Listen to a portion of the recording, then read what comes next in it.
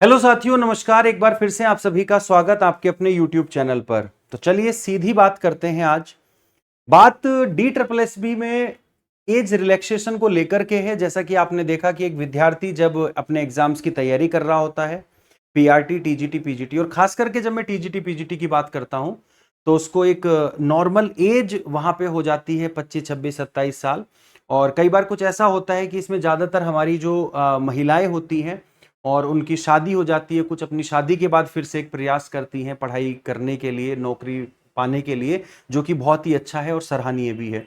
लेकिन उस बीच क्या होता है कि अचानक से कुछ रिक्रूटमेंट रूल जो है वो बदल जाते हैं, और जो एज क्राइटेरिया है, जैसे पहले 32 साल और 36 साल हुआ करता था टीजीटी पीजीटी में, डी ट्रिपल एस बी की मैं बात कर रहा हूं, तो वहां पर वो अचानक से घटा करके 30 साल कर दिया जाता है, जिससे हजारों हजारों नहीं, मैं लाखों अभ्यर्थी बोलूंगा कि वो बाहर हो जाते हैं बिना लड़े ही। क्योंकि ये भर्ती ऐसी नहीं है कि वो हर साल आए, कि हर साल भर्ती आती हो, चलो तब भी बात समझ में आती है। ये भर्ती वो नहीं है, 4 साल भी लग जाते हैं, 5 साल भी लग जाते हैं, 6 साल भी लग जाते हैं, फिर इसको पूरा होने में इतना समय लग जाता है। तो बात आज हम जो कर रहे हैं वो डी ट्रिपल एस बी 2025 में एज रिलैक्सेशन कैसे मिलेगा, कहां कहां जाना पड़ेगा, किस तरह की लड़ाइयां लड़नी पड़ेंगी, उस पर हम बात करेंगे। पहले तो विद्यार्थी को केवल पढ़ना ही पड़ता था कि जी विद्यार्थी कोई वैकेंसी आएगी, पढ़ेंगे, इंटरव्यू वगैरह देंगे और नौकरी लग जाएगी। लेकिन अब विद्यार्थियों को क्या करना पड़ता है? पहले तो इस तरह की लड़ाइयां भी लड़नी पड़ती है कि हमें पहले शामिल तो करो, कभी एज रिलैक्सेशन को लेकर के, कभी दूसरी योग्यता को लेकर के। फिर पेपर होने की लड़ाई होती है, जब पेपर नहीं कराते सालों साल तक। फिर रिजल्ट लाने की लड़ाई लड़नी पड़ती है। उसके बाद कहीं जाकर के 2-4 साल बाद जो है वो भर्ती पूरी होती है, और कई जगह देखोगे तो 2-4 साल में भी पूरी नहीं होती। तो यहां पर बात हम करेंगे कि दिल्ली सरकार किस तरह से सहमत हुई है, दिल्ली सरकार की तरफ से क्या जवाब आया है। तो सबसे पहले मैं आप लोगों को कुछ दिखा देता हूं।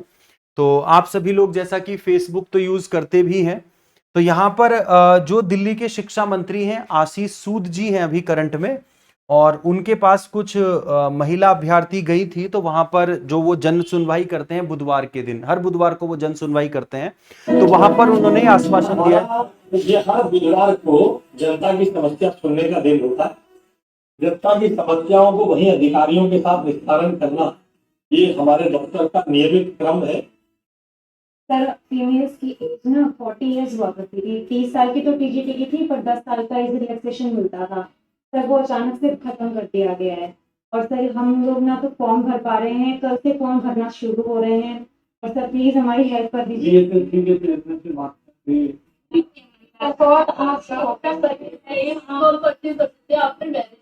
I think someone has misinformed us. 24 की एडवर्टीजमेंट में 40 साल की एज की रिलैक्सेशन है। I have seen the advertisement. It is in my hand. I am sending these aspirants to you coming to see. Meet these girls. इनका काम जरूर करना। अगर हमने 24 में दिया है तो अब भी दे जाइए, मेरे डायरेक्टर से मिलिए। अगर 24 में हुआ तो तुम्हें 40 साल मिलेगा। सिलेक्ट हो जाओ सारे जल्दी। एक विधायक के नाते मेरी जिम्मेदारी। तो साथियों, यहां पर जैसा कि हम देख पा रहे हैं कि सूद साहब ने तो बोल दिया है, लेकिन बोलने से काम नहीं चलता जब तक कलम ना चल जाए। क्योंकि जगह जगह आश्वासन तो दे दिए जाते हैं, लेकिन ऐसा पूरा मतलब काम होता हुआ दिखाई नहीं देता। तो अगर मतलब मेरी मानना ऐसा है कि हम इस लड़ाई में जो है वो बहुत ज्यादा मतलब पास आ चुके हैं, और जीत हमें डेफिनेटली मिलेगी। जो हमारे अभ्यर्थी हैं, जो किसी वजह से चूक रहे थे, 30 साल से ऊपर हो चुके थे, जिनको भी एक भी चांस नहीं मिला था, तो उनके लिए सुनहरा अवसर है। आप लोगों को मैं बस इतना ही कहना चाहूंगा कि देखो, कहने मात्र से सारी चीजें नहीं हो जाती। क्योंकि D triple S B chairman ये कह चुके हैं कि हम पहले जो रिक्रूटमेंट रूल्स हमने निकाले थे, तो उसमें हमने साफ कर दिया था, और अब हमने नोटिफिकेशन भी निकाल दी है, तो अब हो पाना मुश्किल है। बट जब शिक्षा मंत्री अगर इस बात को बोल रहे हैं और इन्होंने अगर अपना कलम चला दिया, तो फिर मुझे नहीं लगता कि कोई उसको रोक पाएगा।